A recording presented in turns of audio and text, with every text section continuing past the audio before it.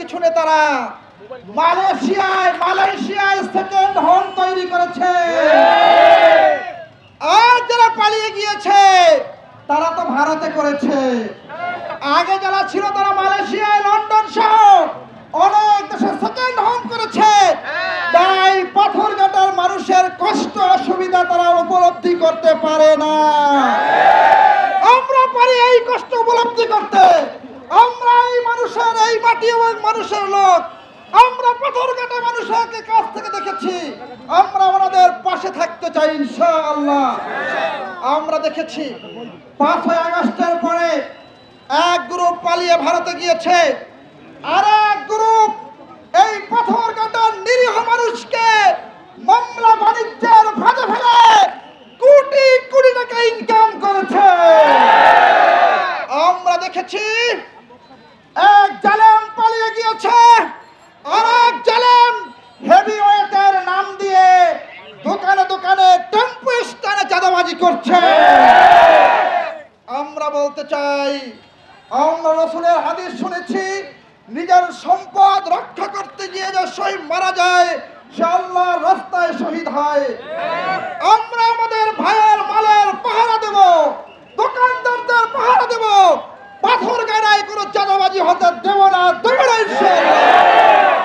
ভাইরা আমার, এই অঞ্চলের মানুষ জেলে উচিত ছিল এই নদীর পাড়ে এমন একটা হসপিটাল প্রতিষ্ঠা করা যেন জেলেরা সেখানে এসে চিকিৎসা দিতে পারে, এমন একটা আশ্রয় কেন্দ্র তৈরি করা যেন জেলেরা সেখানে নিরাপদে ঘুমাতে পারে। কিন্তু দুঃখের বিষয়, এই হেভিওয়েটটা ছিল, এই অনেক গুন্ডা বাহিনী ছিল, কিন্তু কেউ কিন্তু কিছু করে নাই। বলেন করেছে? আমার একমাত্র ইচ্ছা, দেখাতে চাই শুধু কথা না, কাজের মাধ্যমে প্রমাণ করব। জেলেদের জন্য সর্বোচ্চ নিরাপত্তার ব্যবস্থা করবো ইনশাআল্লাহ। এই এলাকার মানুষের জন্য বাংলাদেশের মধ্যে অত্যাধুনিক হসপিটাল প্রতিষ্ঠা করবো ইনশাআল্লাহ। এই যে বর্তমানে দেখবেন চাঁদাবাজি করতে পাঠায়, চাঁদা আনতে পারলে পুরস্কার, ধরা পড়লে বহিষ্কার, ভাইরাল হলে বিচার হয়। আপনাদের জানিয়ে রাখতে চাই, চাঁদাবাজির বিরুদ্ধে প্রশাসনকে সাথে নিয়ে আমরা মাঠে দুর্বার আন্দোলন করে তুলব ইনশাআল্লাহ। কোন চাঁদাবাজ পালিয়ে যেতে পারবে না ইনশাআল্লাহ। আবার বলে দিচ্ছি, এক গ্রুপ পালিয়েছে, পালানোর জায়গা আছে। আপনাদের কিন্তু বঙ্গোপসাগর ছাড়া পালানোর কোনো জায়গা নাই।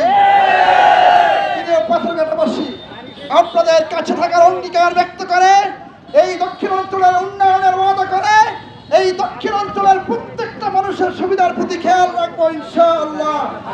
শেষ করছি, বিজয়ের মিছিলে দেখা হবে আপনাদেরকে নিয়ে। ইসলামের পক্ষে, মুসলমানের পক্ষে বিজয় মিছিল করবো ইনশাআল্লাহ। নাসরুম মিনাল্লাহি ওয়া ফাতহুন করিম। আসসালামু আলাইকুম।